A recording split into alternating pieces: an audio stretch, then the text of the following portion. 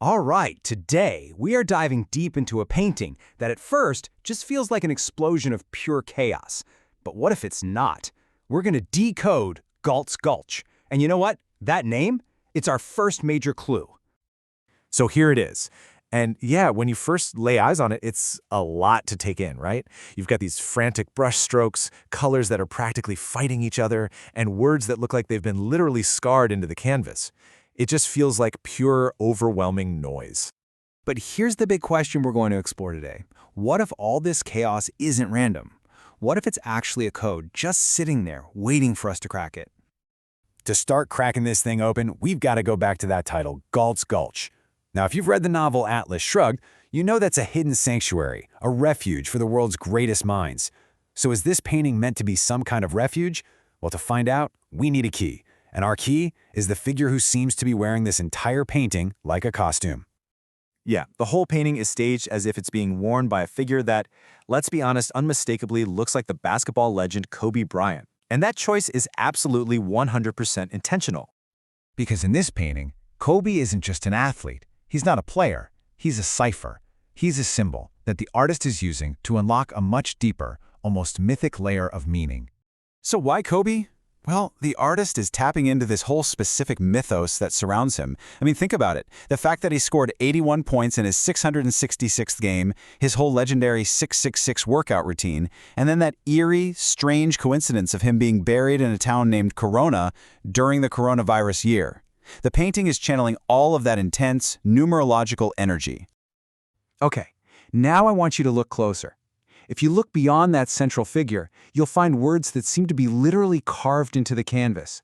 And man, they give the painting this incredible, nervous energy. Let's zoom in here. If you look closely, you can see this phrase, self-care, and it's repeated, just scrawled almost frantically onto the surface. But the way it's written, it doesn't feel like some gentle, comforting affirmation, you know? It feels urgent.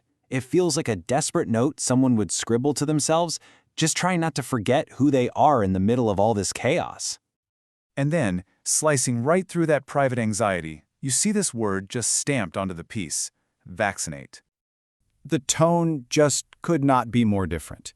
It's cold, it's harsh, clinical. It feels less like a word and more like some external commanding being stamped right on top of that internal, private thought.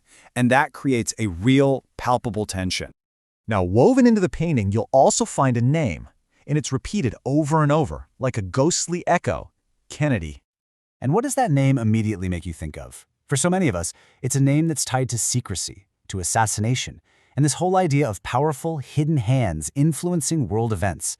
It just adds another layer of conspiracy and unresolved history to the entire piece. So we've decoded the figure and the text. But hidden even deeper in the chaos are these universal symbols that, well, they carry even more weight. If you look right at the very heart of the painting, you'll see it, a cross. And its central placement is totally deliberate. It's designed to be a focal point. But this cross, it represents a core conflict. I mean, on one hand, it's a holy symbol of sacrifice and faith. But look again, it's also the bars of a prison gate, something that traps and confines you. It's this terrible double bind. You're damned if you reveal the truth, and you're damned if you hide it. And that feeling of being trapped is echoed in another symbol. If you look carefully up near the top left, you'll see a dove, you know, the symbol of peace. But here, it appears lifeless. It's a corpse. The message is pretty bleak. In this place, nothing flies free. Now, if this raw, text-heavy style feels a little familiar, you're probably thinking of the great Jean-Michel Basquiat. And yeah, the resemblance is undeniable, but the artist here is fighting on a totally different battlefield. While Basquiat wrestled with huge ideas like race and capitalism, this piece wrestles with secrecy, martyrdom, and modern surveillance.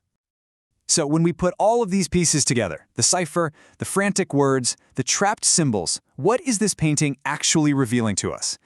I think we can finally answer the question that was posed by its title. Let's just look at the full piece one last time. Now, with all these keys, you can start to see it differently, can't you? It's not just random noise anymore. You can actually see the patterns, the coded language, the structure hiding within the chaos. And that's what reveals the truth. Galt's Gulch, the title. It promised a refuge. This painting is the exact opposite. It's not a place of comfort or escape.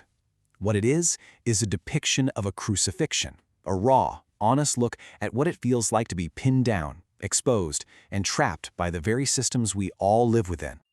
So in the end, the painting doesn't offer us a hiding place. It offers us a mirror that shows us that the world's secrets aren't tucked away in some hidden file somewhere. They are carved directly and painfully into our flesh.